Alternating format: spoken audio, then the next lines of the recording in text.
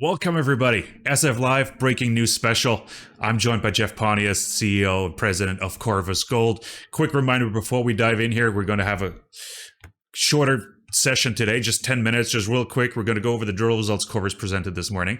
But if you want to, you can still send in some questions. If we have time, we'll get to them. No promises made here. Use hashtag AskCore and follow us here on Twitter. Subscribe to our YouTube channel to get more breaking news updates and live content. So I am going to switch over to Jeff. Jeff, congrats on the hole this morning. How are things? You've been busy, I'm assuming. Yeah, we've been very busy out there. We've got 3 rigs turning, and this is the first opportunity we've gotten to see a hole that's gotten all the way through our new target that we call the CIZ. That's short for Central Intrusive Zone. What this is a big swarm of dikes, about 150 to up to 200 meters wide. It underlies the current Mother Lode deposit. What's interesting about it is, as with Mother Lode, we had an upper sulfide zone, then we go through a formational contact into a carbonate unit down below, and then all the rock down there is basically oxidized. So it's a easier type of rock to recover the gold from, much cheaper, and the grades are pretty good in this interval, and it's quite wide. To us, we've now got 3 additional holes through this area. No assays from those yet, but the zone looks like it's holding together. We'll have another, I would say, probably 20 holes or so. We're targeting trying to get a couple dozen more holes in this before the end of the year. We've got 2 core rigs working on this, and so we're drilling away. It still will be fairly wide spaced.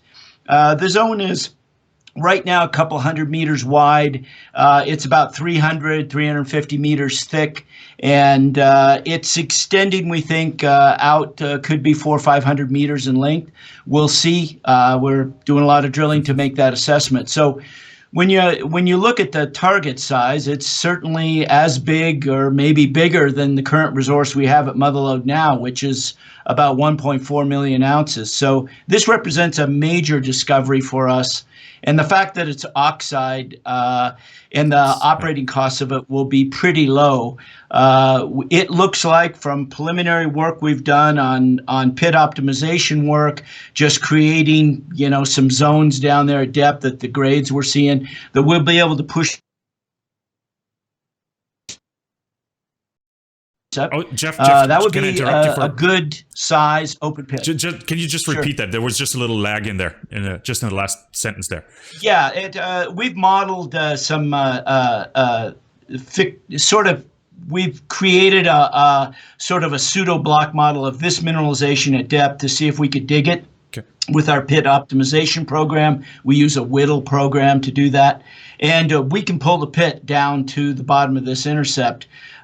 Because the cost of operating this oxide mineralization is quite low, and our break-even cost on this is about 0.1 gram per ton on the oxide mineralization that goes to a run-of-mine heap leach.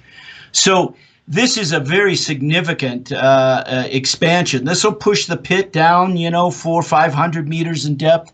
We'll see what the strike length is, but now we're starting to get to a deposit that's on the scale of some of these Carlin type deposits we see up north in Nevada, like the Genesis deposit and that. And that's a good sized deposit. It's not a gold quarry yet, where we're mining down to 800 meters or something, but or a gold strike. But it's growing and getting big. So we're pretty excited about this, and it looks like we've got some real growth potential here. Yeah, no, fantastic. We haven't even mentioned the grades yet. It's like 125.5 meters at 2.6 grams, and that includes a high grade section of close to 15 meters at 8.9 grams, as well as 24.7 at close to 5 grams, like 4.9 grams, right? What do the high grade intervals mean for you? Like, what's the indication there?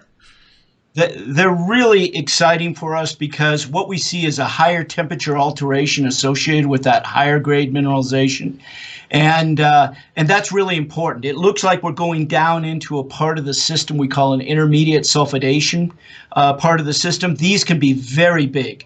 These are like Fruta del Norte type deposits and so forth. And this is really an exciting area because we can make this continue down deeper with deeper drilling, I think. And it's really exciting, that part of the system, to get into it and start exploring for something that could have real ton potential in that 8 to 9 gram per ton range over decent widths, you know. Fantastic. No, that's impressive. Like some of the discussions I had this morning already, I've been up since 5:30 just checking for this press So release. Oh, I can imagine. But you're in Denver, so it's 4:30 for you, and that's phenomenal. Give us an idea, like, what does it look like when you put out a press release like this? Like, who's calling? Like, who's interested in this? Like, because you've been busy. Like, you know, probably the main interest right now would be more the producer types, the groups that currently have CAs and so forth on the with the company, and you know, their real interest level is wow, this looks like this could have some big implications on the deposit. And particularly its size. So that's all good news. And so we're actively trying to get as much data as we possibly can, and that's really our focus right now. 1 RC rig turning 2 core rigs, and it's all hands on the oars right now. Oh, fantastic! No, you said you got 3 more holes in the labs right now. Any timeline? When do you expect them coming out? Like, what's mid-May now? Has COVID slowed that down? Not really. We haven't had much impact from COVID. You know, it's interesting that mining is an essential industry in Nevada, so our program's been able to continue on, and there's a very low infection rate in our county. So we're, you know, proceeding along as planned, I would say. We would look for more assay results coming in the coming few weeks, probably. And we'll just get that stuff through. I mean, we have to drill these core holes. We got to log them. We got to split them. We got to break out the samples. The samples got to be shipped to the lab, and it's about 3 weeks in the lab. So there's a lot of process that has to go on here to get results. So this is a great early indication, and we'll see. Hopefully, deliver a hell of a lot more of this stuff and get a real shape on this thing by the end of the year. No, fantastic. Jeff, that's all we can say about the holds today. I really appreciate you taking the time this morning. I know you've been busy, so I'm going to let you go back to it, to take those calls, make those calls, and we're going to catch up very soon, maybe in a couple of weeks when you're presenting more holds. So thanks for coming on. All right, great. Thanks a lot, Kai.